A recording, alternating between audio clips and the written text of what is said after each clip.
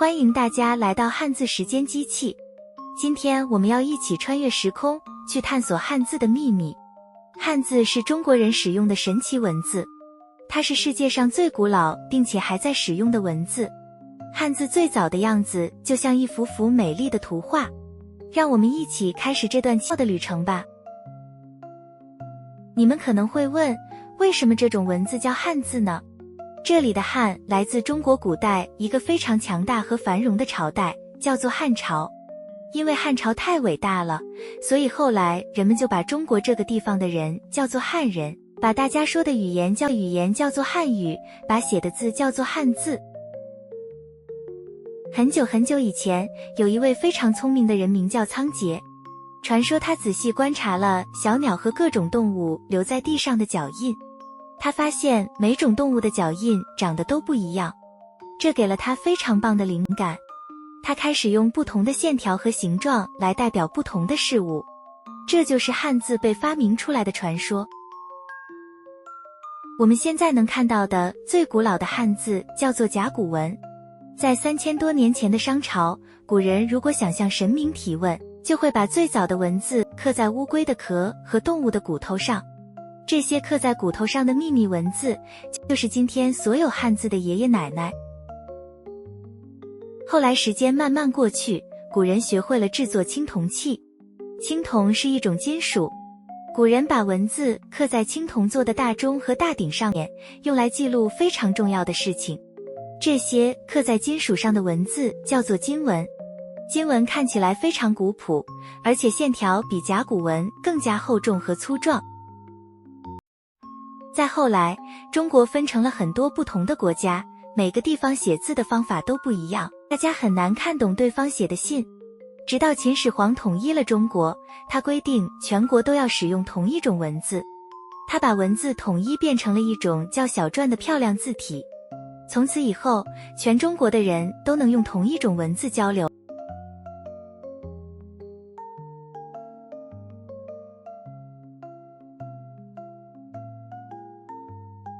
古人是怎么创造出这些文字的呢？最简单的方法就是画画。很多早期的汉字是直接照着物体的样子画出来的，比如画一个圆圈加一点就是太阳的日，画一个月牙就是月亮的月。这种像画一样的造字方法，我们叫它象形。但是有些看不见摸不着的意思怎么写呢？古人发明了拼图游戏，把两个简单的图画字拼在一起，就能创造出一个表达新意思的字。比如一个人靠在树木旁边，就是休息的休；把日和月放在一起，就是明亮的明。是不是非常有趣呢？而把图画拼起来，就是会意字。单单一棵树可能微不足道，但当一棵棵树组合在一起，奇迹就发生了。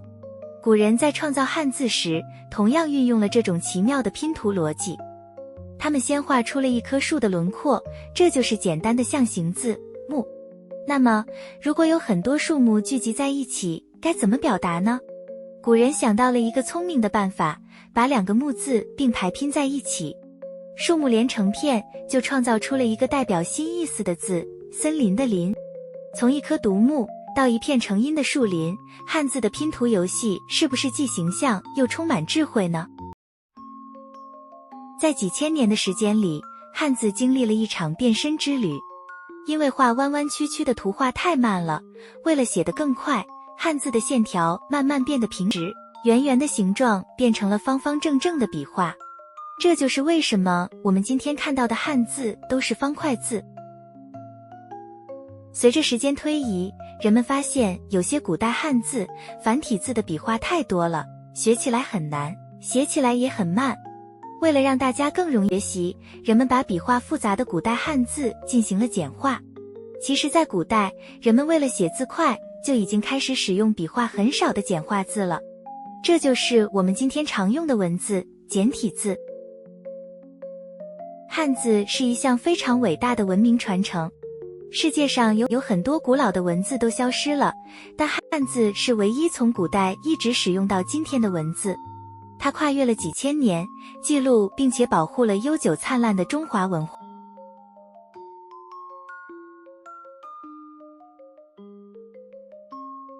汉字，汉字 Chinese characters 汉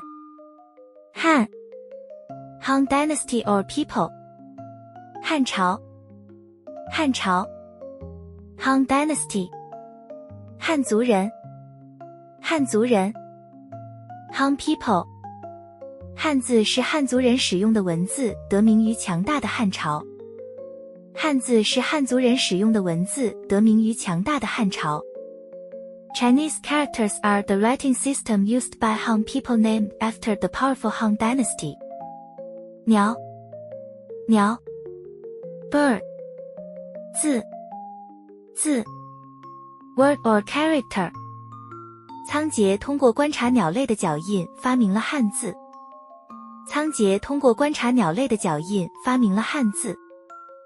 Songjia invented Chinese characters by observing the footprints of birds. 甲骨文 Oracle bone script 古人把最早的文字刻在龟甲和兽骨上，被称为甲骨文。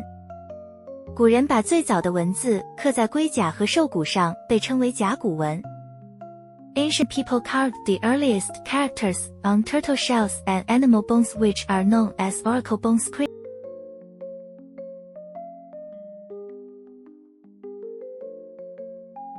统一文字 Standardized writing system 秦始皇统一了中国后，统一全国文字为小篆。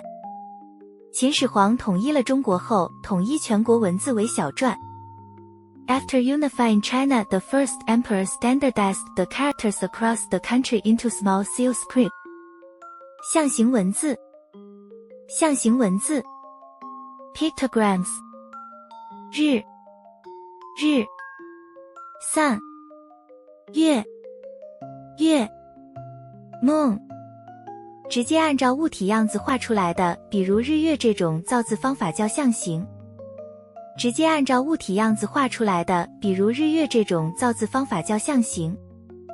Characters drawn directly according to the shape of objects such as the sun and moon are created through a method called pictograms.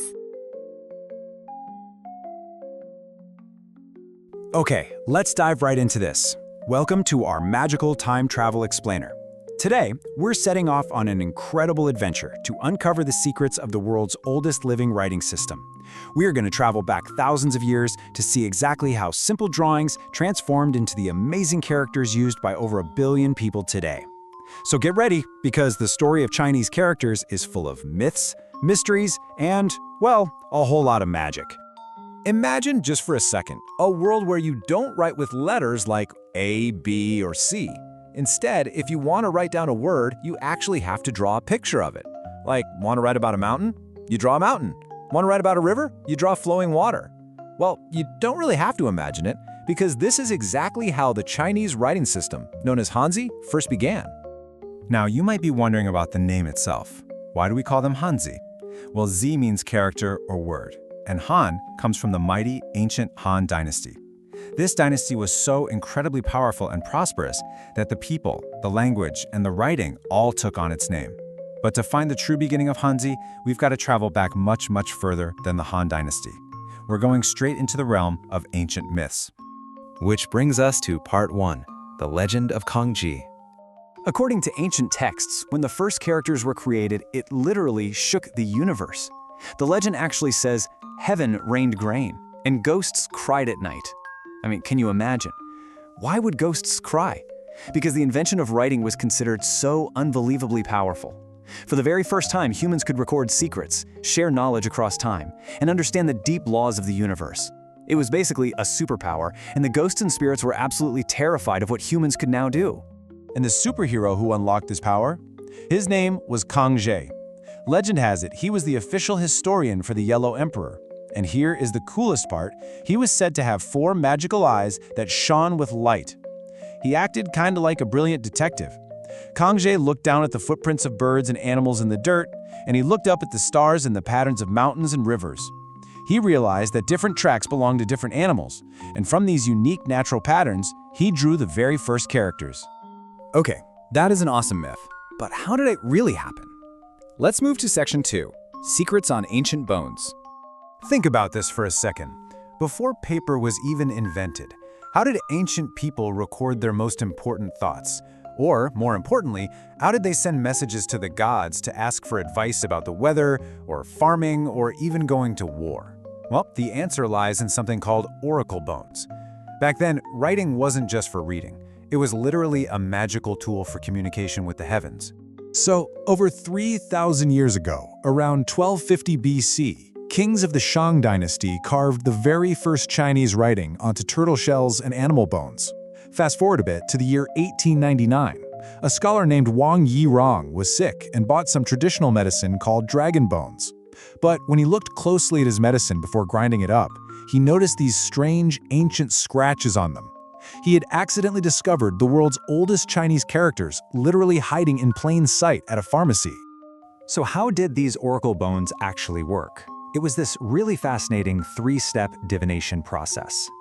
First, the king's diviner would carve a question directly onto a turtle shell, something like, "Will it rain tomorrow?" Second, they would take a hot metal rod and roast the shell over a fire until it went pop. Finally, they would look at the physical cracks that formed in the bone and interpret those shapes as the magical answer from the gods. Now here is a mind-blowing number for you: 5,000. Archaeologists have dug up thousands of these oracle bones and found over 5,000 different, unique, ancient characters carved into them. But here's the catch. Even today, with all our modern technology and super smart scientists, we have only figured out the secrets of about 1,000 of them. The rest are this giant unsolved mystery, just waiting for future detectives. Which perfectly sets up Section 3, the Hanzi puzzle game. Think of learning Hanzi not as memorizing a boring dictionary, but as playing a really fun, interactive puzzle game. The simplest form of this puzzle is called xiangxing, or pictograms. This is the very foundation of ancient writing. It basically means creating a word by drawing a picture that looks exactly like the physical object itself.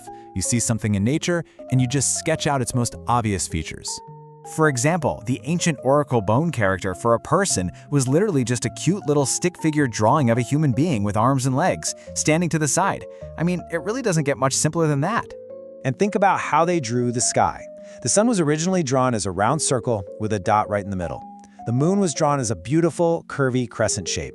Now, over thousands of years, as people started writing with brushes instead of carving with knives, those round, curvy pictures eventually stretched out and became the neat square characters we see today.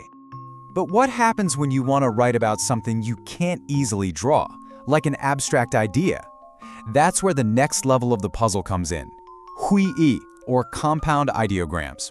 This is where characters literally team up to create entirely brand new meanings. Let's do some Hanzi math together, all right? You take the simple picture character for one single tree. Then you add a second tree right next to it. What do you get when you put a bunch of trees together? A forest. This brilliantly illustrates just how logical and fun this system is. Two trees side by side perfectly create the new character for forest. All right, buckle up your time machine. We're on to Section 4, Transforming Through the Ages. Here is the grand evolution of the script. We started with oracle bone script, which was scratchy and carved on shells. Then came bronze script, which was cast into thick, heavy metal bells and cauldrons. These looked very bold and ancient. Later, China's first emperor, Qin Shi Huang, unified all the different regional writings into one beautiful standardized system called small seal script. And finally, we arrive at the modern script, which is designed perfectly for the soft sweep of an ink brush or a modern pen. But you might be wondering, why did the shapes change so much? Why aren't they still circles and squiggles? Well, the crucial point is speed. As human civilization grew, there was just way more to write down. Laws, poems, histories, math. People needed to write quickly, and drawing curvy lines simply takes too long. Transforming those curves into sharp, straight, and square strokes meant people could write a whole lot faster. It was ancient efficiency at its best. Today, you'll actually see two main styles of modern Chinese writing. Traditional characters preserve the complex, beautiful strokes of the ancient past, linking directly back to those older scripts. Simplified characters, on the other hand, use fewer strokes to make reading and writing faster and easier for everyone to learn today. Both systems are deeply rooted in Chinese history. In fact, people have been using simplified versions of characters in their handwriting for hundreds and hundreds of years. Both are just a really beautiful part of this ongoing story. And this writing system was so successful and brilliant that it didn't just stay in China. It spread out and heavily influenced the languages and cultures of neighboring Asian countries. Historically, Japan, Korea, and Vietnam all adopted and adapted these characters, forming what historians call a massive character cultural sphere across East Asia. Which brings us to an absolutely profound fact. Chinese characters are the world's only ancient writing system continuously used without interruption. Just think about that for a second. The alphabet you and I use for English is great, but the characters kids in China learn in school today are part of a direct, unbroken chain connecting them right back to those very first diviners carving on turtle shells over 3,000 years ago. It is quite literally living history. So I want to leave you with this question. Look at the world around you right now. Your computer, your dog, a car outside.